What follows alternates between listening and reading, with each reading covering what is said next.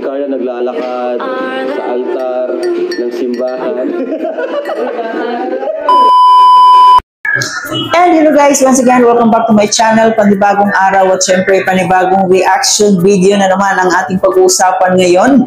So ayan guys, welcome back to Chloe TV. Isang mapagpalang araw po sa inyong lahat. Sang sulok mo kayo ng mundo, lalong-lalo na sa ating mga OFW na palagi nakasuporta dito sa ating channel. So ayan guys, ang magiging reaction nga natin sa araw na to, tulad na nakita nyo po sa ating preview, ayan, ito po yung live ni Kalinga Prab, kung saan, grabe, may mga revelasyon siya dito para sa ating paboritong love team ng Jomcar, no?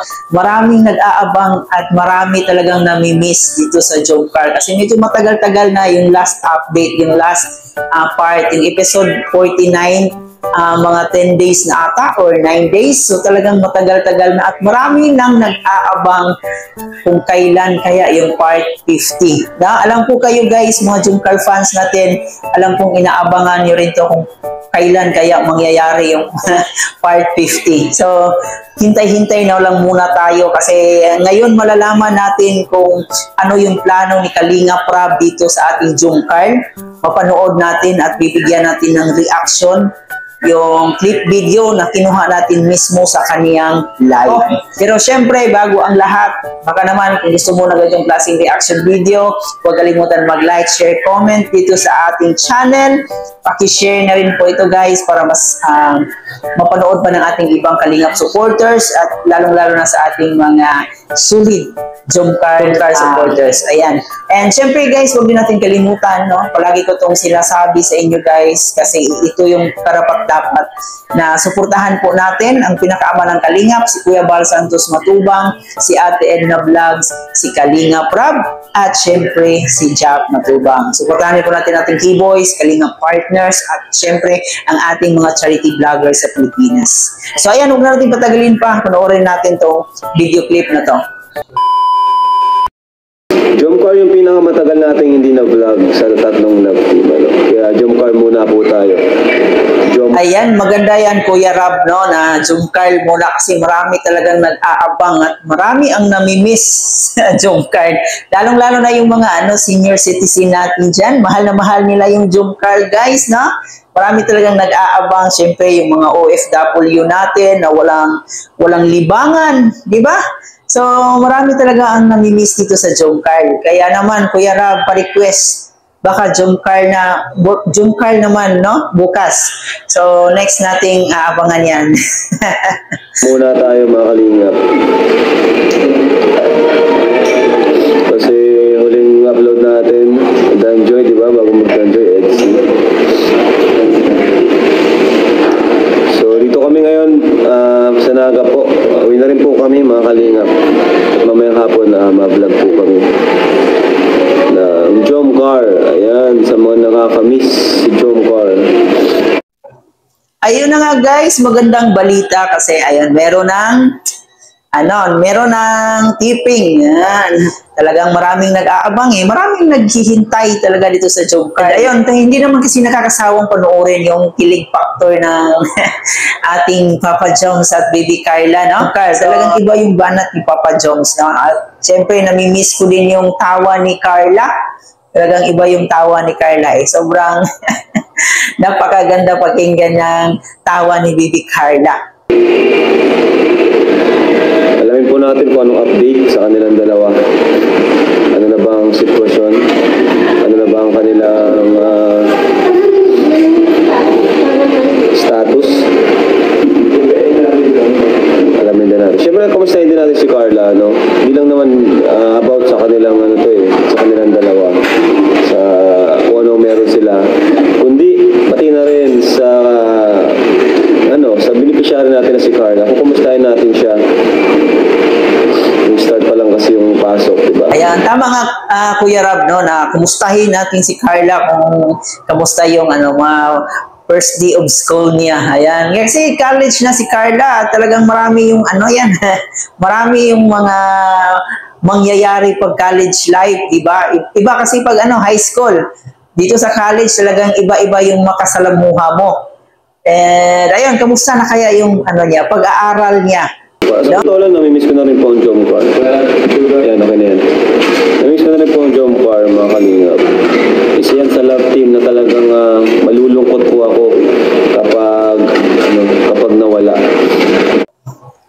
yan, Kuya Rab, no? Talagang hindi ka nag-iisa. Marami tayong malulungkot pag nawala na talaga yung ano, no? Yung Jumcar. Kasi napamahal na yan sa atin.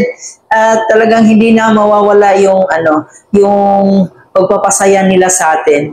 No? So sana hindi mangyari yan.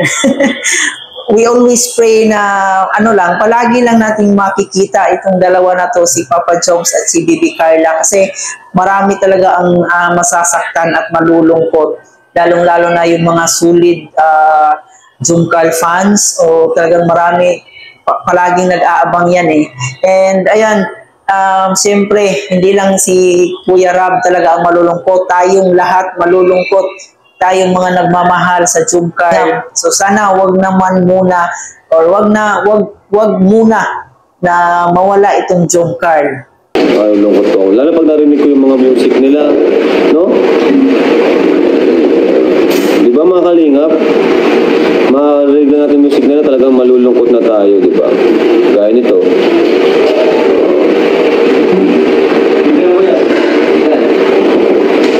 Ito lang sound.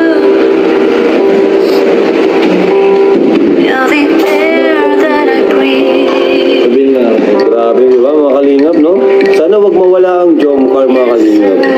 Parang naging ano na siya ng ano natin, di ba, ng family, kalingap family.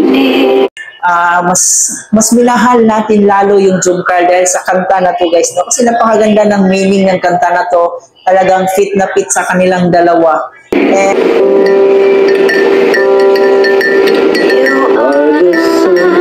imagine yung mga kalingap, ito yung music, tapos si Carla naglalakad sa altar ng simbahan. Sana na ano, no? Naka ano, yung may ano pa dito? Ay! Tapos si Jomar, nag-iyak-iyak na si Jom, sabay naglalakad si Carla. ay, grabe naman yan, Kuya Rab, no? Napag-usapan na yung magiging kasal ni Carla. Well, hindi natin ma-imagine kung gaano kaganda si Carla habang nakasuot siya sa kanyang napakagandang gown at saka naglalakad sa sobrang napakagandang aisle, no? Habang yung side by side na merong mga magagandang flowers na parang mala fairy tale yung dating, no, ng kanilang kasalan. Grabe, din natin ma-imagine yung saya natin, guys. Habang si Papa Joms ayun naghiintay sa altar habang si Carla lumalakad. Ay, grabe naman.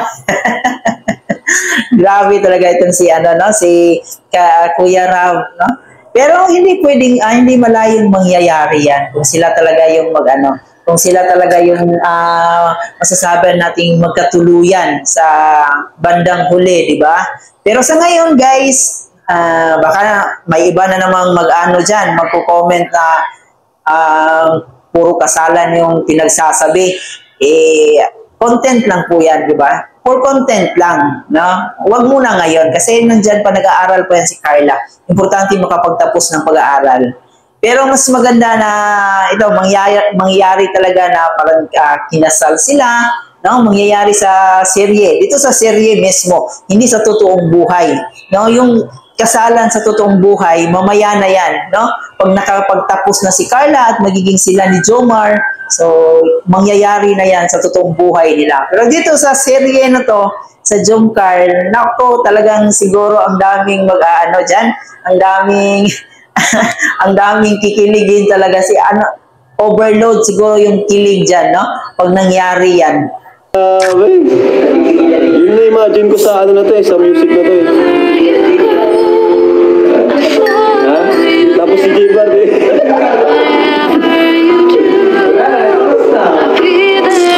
Ito yung music nila mga kalingap sa kasal, ano?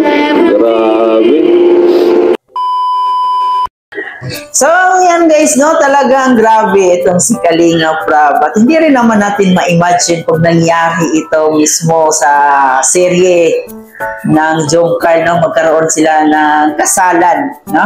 Talagang siguro napakakilig, napaka-sweet ng moment na yon. Marami siguro mag-aabang, parang ano ba, parang Aldab Nation, di ba? Yung Aldab, kinasal din sila sa ano, yung serye-serye nila. So parang ganon ba, no? Ay, hindi ko ma-imagine, ang ganda. Napaka-ano din kasi nitong si Kuya Rab, talagang napakalawak ng kanyang imahinasyon. Pero hindi malayong mangyari yan kung gustuhin talaga ni Kalingap Rab na bigyan ng ganitong episode itong Jomcar. Hindi malayong mangyari kung gugustuhin talaga ni Kalingap Rab. And syempre may matutuwa, syempre may magtataas ng kilay, di ba? Alam naman natin dito, maraming mga bashers. So, hindi yan mawawala. Pero ang importante talaga, suportahan natin, no, si Kalingap Rab sa kanyang programa. Kasi itong mga ginagawa niya para naman ito sa kanyang mga angels, sa kanyang beneficiary, no, kung ano yung ikabubuti. So, doon tayo palagi. Palagi nating suportahan ang mga programa ng Matubang family. Ni Kuya Bal, ni Kalingap Rab, at syempre dito na rin sa ating mga keyboys. And ayan, sa ating mga solid Jomcar fans, ano kaya sa tingin niyo if ever na magkaroon ng episode na ikakasal nga itong si Papa Jones at si Carla? Siyempre, yung mga Jomcar fans natin, talagang nag-aawang yan.